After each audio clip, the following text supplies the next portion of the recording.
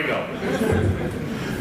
Good evening, everyone. I'm Jim Haavisto, and I'm running for state representative of District 49. Now, just so you know, this is a little bit outside of District 49. That entails all of Canton City, Canton Township, Pike, Bethlehem Township around Navarre, and goes back up and catches the entire city of Massillon, except for Ward 6. The reason I am running for office is for people like us. I'm running primarily for people who work hard, raise their families, and just simply don't ask for much. You say, why do we say that? It's very simple. Let me tell you a little bit about my life story. And tell me if I go too long here, because I get excited about this. No. Actually, the repository today mentioned that you'll be hard-pressed to find a candidate for the state legislature that has a greater life experience or a more unique life experience than my own. That was their words. And I appreciate that. Let me tell you a little bit about where I come from. I am a registered Republican, and I'm proud of that. But I'll tell you one thing. We can't afford to be running around here with Republican and Democrat labels, especially in our local and state government. Enough is enough. We can do better. We can do more. We have to look at every candidate based on their qualifications, and also, as all the candidates have mentioned, life history is important. Let me tell you a little bit about the perspective I come by. I've heard some people even mention to me in the media that I appear harsh because I want us to work hard, and I don't think building social networks within the government is the answer to our problems. The government has spent millions, you just heard it, on opioids. We've spent millions and millions of dollars on all these social issues, and guess what? It's not getting better. We keep talking and talking and talking because we're so worried about partisan politics and who's going to do what and what party's going to back us. Guess what? It's not the party, it's not the solution. Again, I'm a proud Republican. I am not afraid to cast my vote for a Democrat that has the best ideas if they will stand up for those values. I'm not afraid to cast my vote for a Republican if they will stand up for their values and when they need to, stand up against the party line. That's not what it's all about, and we have got to change that. Now, why do they talk about life experience? Because I'll tell you, I'm going to throw in a few high points here. When I was a young boy, I remember the moans of a handicapped young girl. And I remember the parents that took care of that young girl up to the age 13, where she died when I was 6 years old. I remember being at that funeral, and there was no social services. There was a family, there was a church, there was us that took care of each other. And it's time we start thinking different. And I'm sorry if I get a little emotional. I get it, I'm a 300-pound man and nobody expects that out of me, but you know what?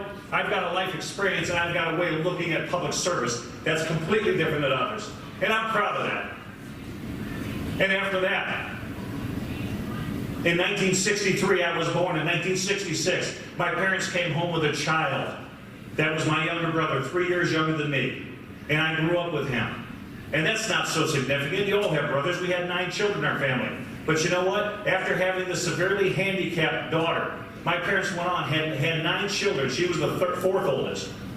And my dad and mom walked in with a child. My mother said, hey, this is my 9th child. Something's wrong. And the doctors ignored her back in that day. She said, no, there's something wrong. And the doctors ignored her again. That child was born with an umbilical cord wrapped around his neck, did not receive oxygen, and to this day, living with my brother-in-law and sister in Arkansas, he's mentally disabled.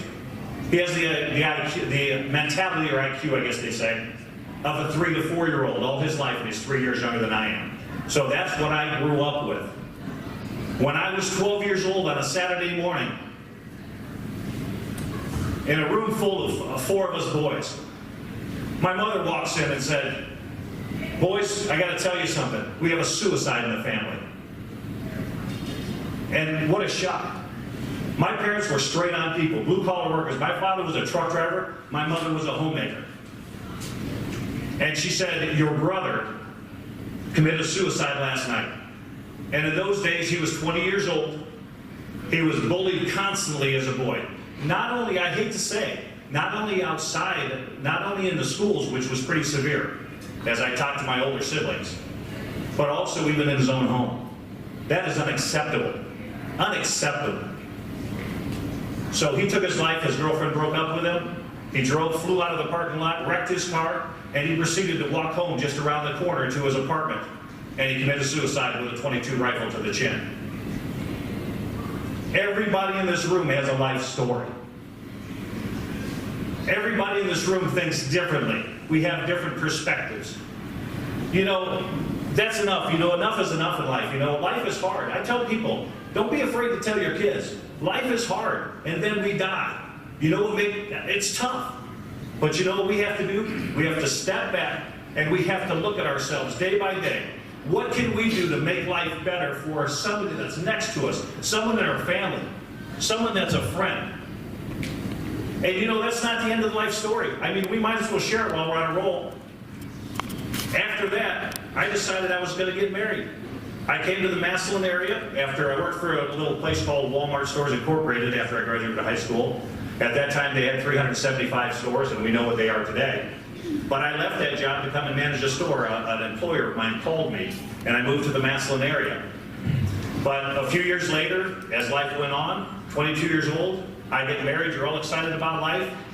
And guess what? We've got a honeymoon baby on the way. Isn't that exciting? That's just fantastic.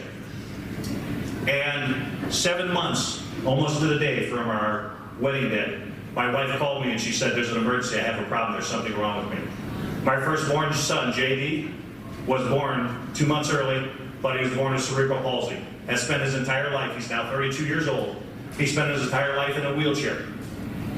But they said, as a child, the doctor grabbed his legs when he's less than a year old, moved his legs, he said, this boy will never walk and he will never talk. And he walked out of the room.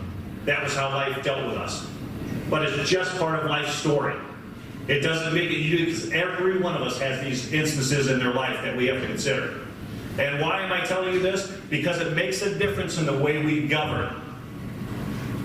People want to tell me I'm harsh. I'm not harsh because I know what life takes for it. Life hits us hard. Government is not our savior. It's not our salvation. First of all, our family and friends should be those that work with us and help build us up. And then after that, our faith organization should work with us and build us up. Then why did the government start taking place of our charities and so on? I don't even get that. I'm 55 years old. I just turned 55 last week. Why is the solution always government? I don't get it. What happened to our churches and the social stability and the financial backing they were supposed to provide? So, I digress. When you look at me as a politician, I want you to understand, I'll proudly embrace that, but one thing I'll do is I'll bring this life experience in. You know, now I've got besides JD, growing up with us, he happens to be the chaplain of our campaign. He prays every morning when he wakes up in the morning, and I go to get him ready for work, first thing he says is, Dad, you're in that office. The last thing he says, I don't prompt it, every night before he goes to bed, he says, Dad, you're in that office. We need you there. That's the type of inspiration he's become through his hardship. So I just want to tell you that it's important to look at life stories. We can all learn to be great legislators. We can all learn the system of government. But I'll tell you what, we have got to learn to look at each other's different stories and move on from there. And I apologize, I'm probably going too long. I see Abby creeping up on me there. But I'm Jim Haavisto. I'm running for state representative. I'm bringing a different perspective to the office, District 49.